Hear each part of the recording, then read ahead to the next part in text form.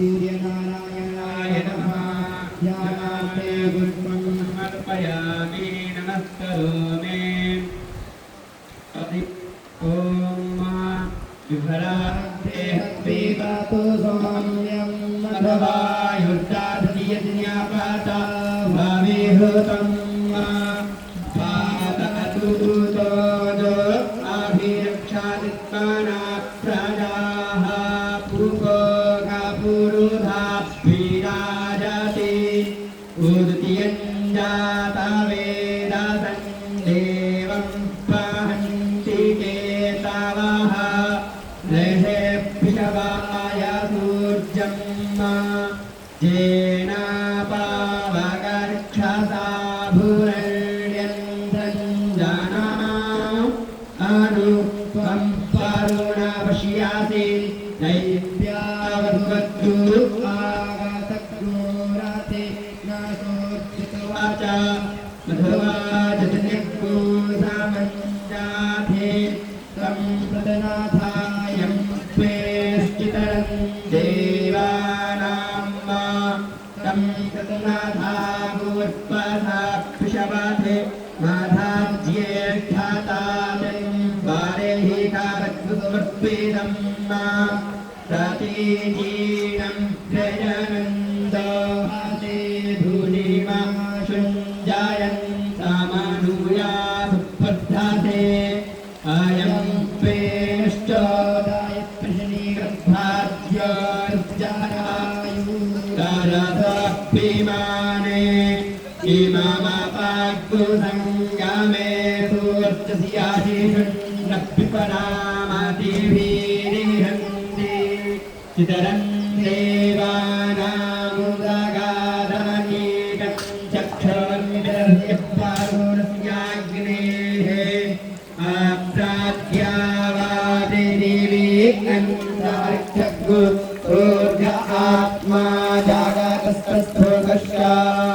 आन ईडास्मिदते गोदस्तिक्षवानायुष सविता देवकेतु अपि अथाजुवानमत्साराणपिशवन् जागदाभिकितवेमानीका जागतियाक्षतराहन्नोदागा आविसूर्ज सर्पन्तादिन्द्राते पाशे चारणपिशवादारे शातोद्योचक्रेदासि सूर्ज विषवामाभातिरोदनं तत्सोर्जतियादेवतवन्तं मायितवं मधियाकर्तोर्पिता तग्गोधं जभार जदेदायिक्ताहारिताः साधस्थादात्रात्रिपारुते देवस्मै कन्वितरस्य पारुणस्याभिचक्षे सूर्योरूपं क्लेणुतेभ्योरूपस्थे आनन्दामन्यतदोषादुदियापादाः कृष्णामन्यद्धारिताः संभारन्ति महा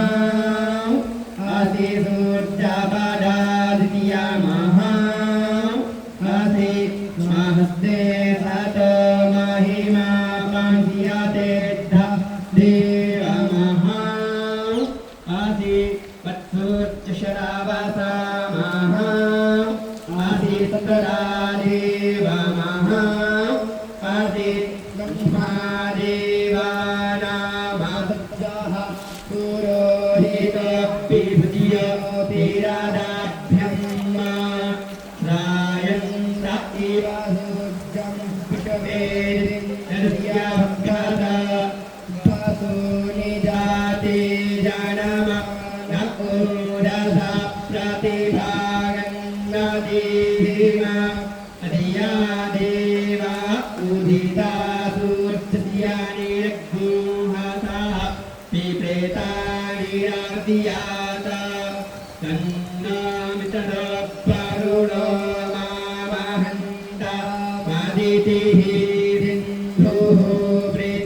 उत्तियोः आकृष्णेन रजसा तप्तमानो निवेशयन्नामृतं मर्त्यञ्च हिरण्ययेन सविता रथेन यत्तो जाति भुवनानि पश्यन्ना एहि सूर्यसहस्रांशो तेजो राशि जगत्पते अनुकम्पय मां भक्त्या गृहाणार्घ्यं दिवाकर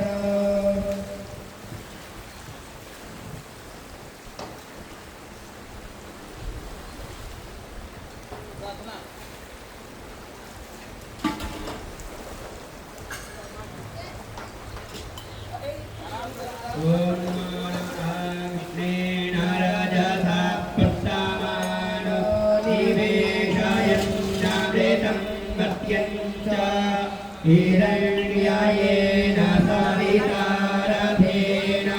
देवो जाति भुवनानि पश्यन्ना। इसको हटाओ मैम अभी स्वामी जी नमस्कारान् समर्पयामि नमस्करोमि। भगवान सूर्यनारायण को द्वादश नमस्कार करेंगे।